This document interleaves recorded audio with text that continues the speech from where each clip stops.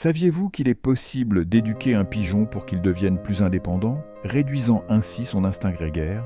Bonjour à tous, dans cette vidéo, vous allez découvrir comment faire de vos jeunes pigeons de véritables leaders, capables de se détacher du groupe.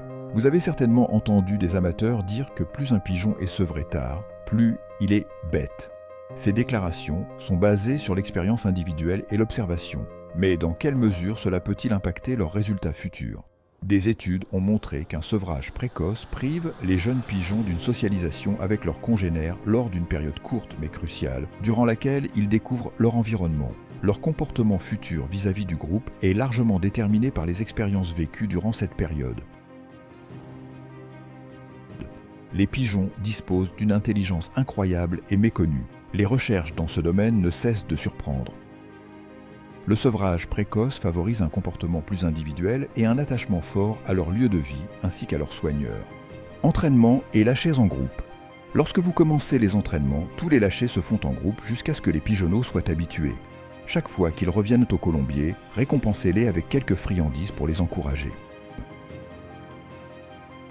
Ensuite, les pigeons seront lâchés individuellement dès que vous atteignez la distance souhaitée. La distance exacte n'a pas une grande importance. Ce qui compte, c'est d'éduquer les jeunes à être autonomes.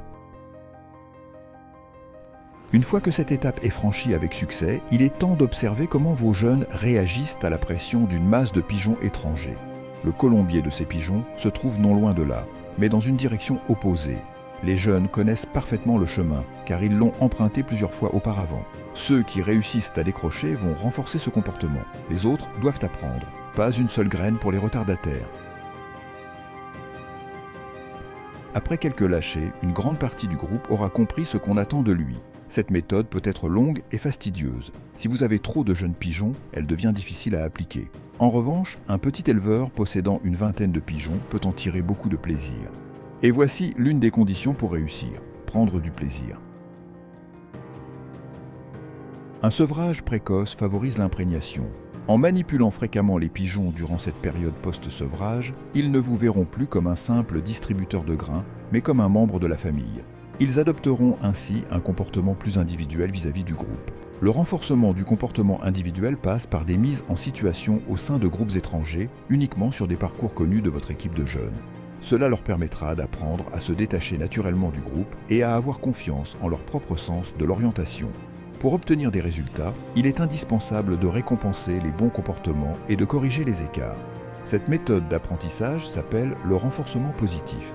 Voici un article récent qui détaille la façon dont les pigeons apprennent. C'est un sujet intéressant qui mériterait d'être approfondi. Si vous souhaitez un autre épisode sur le sujet, dites-le dans les commentaires. Cet épisode arrive à sa fin. Si vous voulez plus de contenu de ce genre ou si vous avez des questions, faites-le savoir dans les commentaires. N'oubliez pas de vous abonner. Merci d'avoir regardé. À bientôt.